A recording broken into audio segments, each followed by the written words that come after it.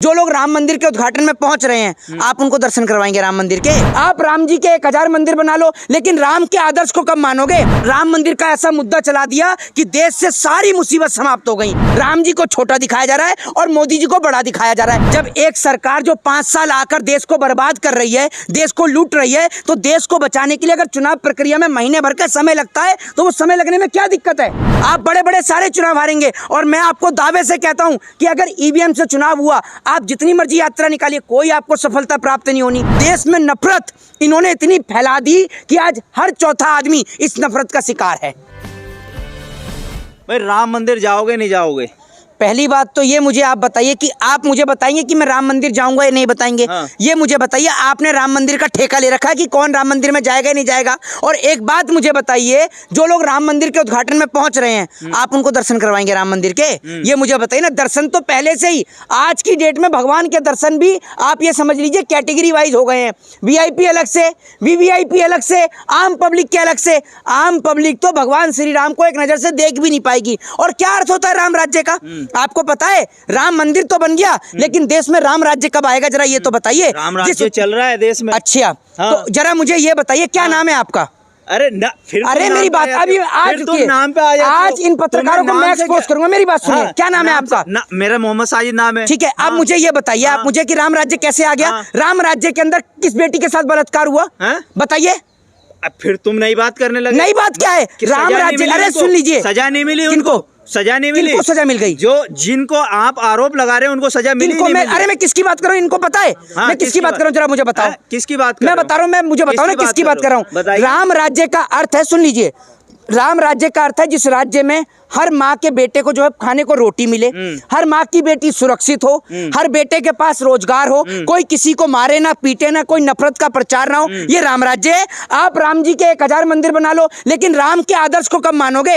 ये मुझे बताइए ना आप मुझे। वो राम है, मोदी जी 5 किलो राशन देते, तो 5 किलो राशन के आप 5 किलो राशन देके कर तो रहे हो दलाली का काम। आप करते रहो, आपके काम को किसी ने मना करा हो तो मुझे बताओ। आप 5 किलो राशन सवाल कर लेते हैं तो तुम दलाली का तमगा। मैं आपसे ये कह रहा हूँ, ये जो राम मंदिर बन गया, इस राम मंदिर से महंगाई समाप्त हो जाएगी, बेरोजगारी दूर हो जाएगी। राम कोई नरेंद्र मोदी जी थोड़ी लेके आए हैं। जब मोदी जी का जन्म नहीं हुआ तब से राम है।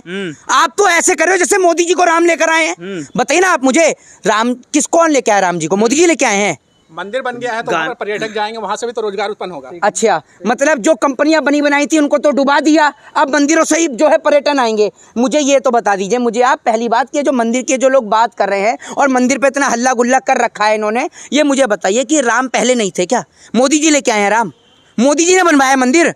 मोदी जी के मिस्त्री थे राम मंदिर में? देखी आपने? है फोटो नहीं देखी आपने? कौन सी फोटो? मोदी जी लेके जा रहे हैं वो हाथ पकड़ के। ये मैं यही तो बता रहा हूँ, ये इस देश के लोग इतने पागल हो गए हैं कि इन्होंने अंधभक्ति का ऐसा चश्मा अपने दिमाग पे चढ़ा लिया कि राम को तो छोटा कर दिया और मोदी को बड़ा कर दिया, और ऐसे दिखा रहे हैं जैसे मोदी जी जो है वो राम जी को लेकर आ रहे हैं। अरे कम से कम कुछ तो शर्म करो। एक राजनीतिक पार्टी के चलते, एक पॉलिटिकल लीडर के चलते आप लोगों ने अपने भगवान की मर्यादा को तार तार कर दिया। कम से कम कुछ तो शर्म अगर आपके अंदर बची है तो उस फोटो को लेकर सरकार से सवाल करो। आपको शर्म नहीं आती कि उधर मध्य प्रदेश के अंदर हनुमान जी को जो है वो मुख्यमंत्री को माला पहना रहे हैं? अरे बेशर्मो, कुछ तो शर्म कर लो। और इन लोगों का क्या है, ये तो अपनी दिहाड़ी मजदूर हैं, ये अपनी दिहाड़ी पे काम करते हैं और आप लोगों के घर तक नफरत पहुंचाने का काम करते हैं। तो इन दिहाड़ी मजदूरों को छोड़िए और अपने दिमाग पर जोर डालकर देखिए कि कैसे, किस प्रकार से राम जी को छोटा दिखाया जा रहा है और मोदी जी को बड़ा दिखाया जा रहा है। लेकिन आप तो पागल हैं, आपका तो दिमागी संतुलन बिल्कुल जो है पागल हो चुका है। आप मंदिर मस्जिद में पूरी तरीके से उलझ चुके हो। मोहित शर्मा, अमीश देवगन एक पत्रकार हैं, वरिष्ठ पत्रकार, उन्होंने कहा कि जो मंदिर जाएगा उसको हॉस्पिटल जाने की जरूरत नहीं है। तो एक काम करो ना, एक बात मुझे बताओ, इसको कोई भी बीमारी हो ना, इसको अस्पताल के लिए, इसके लिए सारे गेट बंद कर दो और इसको मंदिर के बाहर ही बिठा दो। इसको एक ही काम कराओ ना। ये तो इतना ऐसा पत्रकार है, अगर इनके लिए कुछ बोल दो तो डिफॉर्मेशन कर देते हैं। ये अमीश देवगन से कोई पूछे फिर तो सारे अस्पताल बंद कर दो, सारे अस्पताल बंद कर दो ना। और ये न्यूज़ चैनल भी बंद कर दो। सबसे पहले तो ये न्यूज़ चैनल पर अंकुश लगाना चाहिए। जो नेशनल मीडिया ना, आप लोगों की नहीं, नेशनल मीडिया की बात कर रहा हूँ। ये जो भाड़े के, जो किराए के जो टट्टू रख रखे हैं ना इन्होंने, इनके ऊपर अंकुश लगना चाहिए। ये भाड़े वाले मजदूर इतने घातक हैं इस देश की स्थिति के लिए कि देश में नफरत इन्होंने इतनी फैला दी कि आज हर चौथा आदमी इस नफरत का शिकार है। पूरा देश राममय हो गया है। देखिए, विपक्षी पार्टी का तो ऐसा है, विपक्षी पार्टी भी अपना मानसिक संतुलन कई हद तक खो चुकी है। आए दिन ऊट पटांग बयान देती रहती है भगवान श्री राम को लेकर। राम इस देश की आस्था का प्रतीक हैं। देश का प्रत्येक व्यक्ति राम को मानता है, देश का प्रत्येक व्यक्ति, चाहे वो हिंदू हो, मुस्लिम हो, सिख हो, ईसाई हो। लेकिन विपक्ष की पार्टियों का क्या काम है? हम उद्घाटन में नहीं जाएंगे, यहाँ नहीं जाएंगे। अरे आपके जाने या ना जाने से कोई फर्क नहीं पड़ता, उद्घाटन फिर भी होगा। लेकिन ये एक बात मैं आपको बता दूं कि ये जो राम मंदिर का उद्घाटन है, ना तो नरेंद्र मोदी के हाथों से होना चाहिए था और ना किसी राजनेता के हाथों। मंदिर का उद्घाटन होना चाहिए जो हमारे प्रकाश पंडित हैं, जो प्रकाश पुजारी हैं, उनके हाथों से होना चाहिए। नेताओं की क्या जरूरत है? मोदी जी भी हिंदू हृदय सम्राट है। तो हम क्या हैं? हम नहीं है हिंदू हृदय सम्राट। ये सर्टिफिकेट बढ़ते हैं क्या कहीं से? कौन से, कहाँ से, कौन सी संस्था देती है सर्टिफिकेट? इस देश में अकेले मोदी हिंदू हैं, बाकी कोई और हिंदू ही नहीं है। ये जो इतने साल से मंदिरों में जो पूजा पाठ कर रहे हैं, ये हिंदू नहीं है। मोदी जी का आज के समय में जो मोदी जी का विरोध करे वो हिंदू नहीं है। अच्छा, ये कहाँ से लिखा है? कौन सी किताब में लिखा है? हमारे देश के अंधभक्त बोलते हैं। हैं? आपके देश के अंधभक्त जो बोलते हैं, उनको जरा ये बताइए कि इतने सारे लोग जो हैं, मोदी से हिंदू धर्म है क्या? हिंदू धर्म पहले नहीं था? जरा मुझे ये बताइए, पहले नहीं था? मंदिर बनवा दिया और क्या चाहिए? तो एक बात भी अधिकार नहीं है कि वो उद्घाटन कर दें। मुझे बताओ, पत्रकारिता करके आए हो या नहीं करिए? नहीं, इतना भी अधिकार नहीं है उनके पास कि वो उद्घाटन कर दें। अगर मंदिर का उद्घाटन प्रधानमंत्री करेंगे, हाँ। तो स्कूल का उद्घाटन करने के लिए पुजारी पहुंचेंगे? क्या कर रहे हो? जवाब दो ना। नहीं, आप बता तो रहे हो। अरे मैं तो बता रहा हूँ, मैं तुमसे पूछ भी तो रहा हूँ। बड़े ही बेवकूफ हो तुम तो। स्कूलों का उद्घाटन नहीं करते? कौन? देश के प्रधानमंत्री, चलो, मुख्यमंत्री, बहुत बढ़िया, बहुत राजनेता बढ़िया। करते नहीं है उद्घाटन। 4 स्कूलों के नाम बताओ जिनका उद्घाटन प्रधानमंत्री ने किया हो।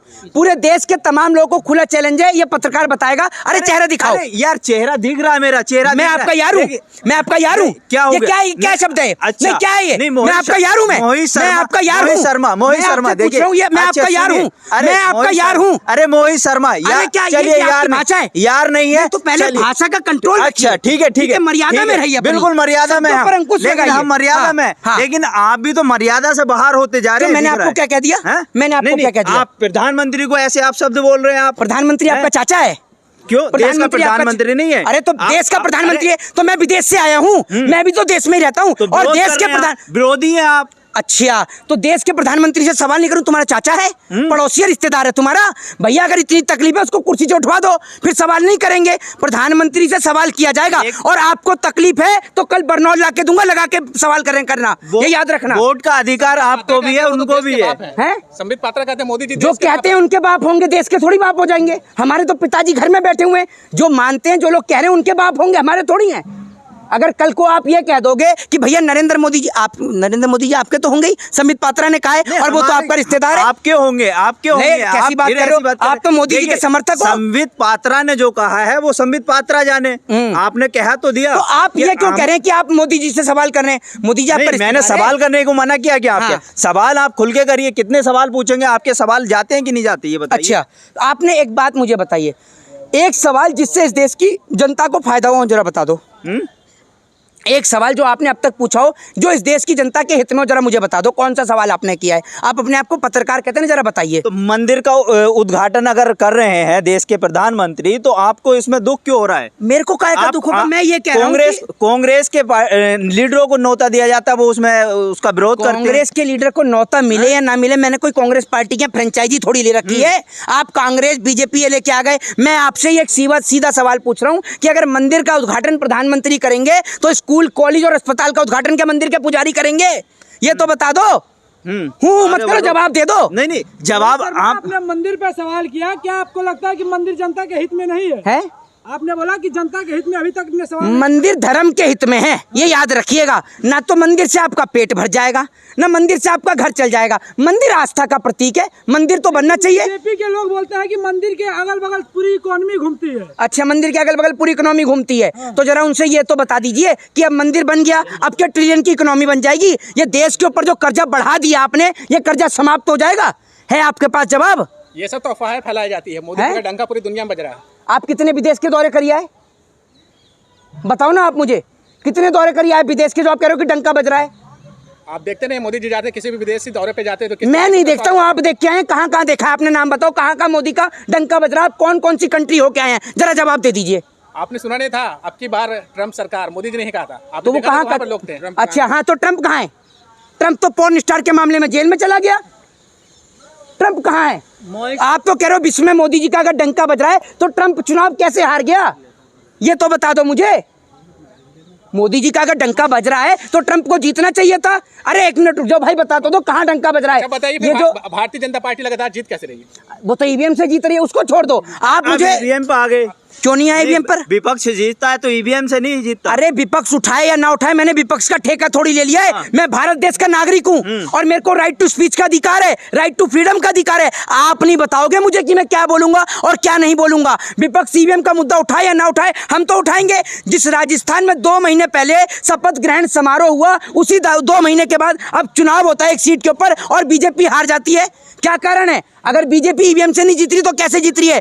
ये भारतीय जनता पार्टी के नेता ईवीएम के बिना एक ग्राम पंचायत का चुनाव ना जीत पाए, और प्रधानमंत्री तो बहुत दूर की चीज है, ये याद रखिए। आपको नोटिस भेजेगा इलेक्शन कमीशन, आपको नोटिस भेजेगा। आपको इलेक्शन हिमाचल प्रदेश में और तेलंगाना में किस चीज से जीते हैं आप लोग? क्या कांग्रेस किस? अरे मेरी बात सुनिए, जब हिमाचल ये जीते, जब ये तेलंगाना जीते, जब कर्नाटक जीते, तब भी हमने कहा कि आप 2-3 राज्य जीतकर ये मत समझिए कि ईवीएम आपके पक्ष में नहीं, आप बड़े बड़े सारे चुनाव हारेंगे। और मैं आपको दावे से कहता हूं कि अगर ईवीएम से चुनाव हुआ, आप जितनी मर्जी यात्रा निकालिए, कोई आपको सफलता प्राप्त नहीं होनी जब तक आप ईवीएम को लेकर एक कठोर फैसला नहीं लेंगे। आप पार्टी में इतना करोड़ों रुपया खर्च करते हैं, आपकी रैली में करोड़ों रुपया खर्च होता है। आप इलेक्शन कमीशन को कहिए कि एक जगह वो हमारे कहने से जो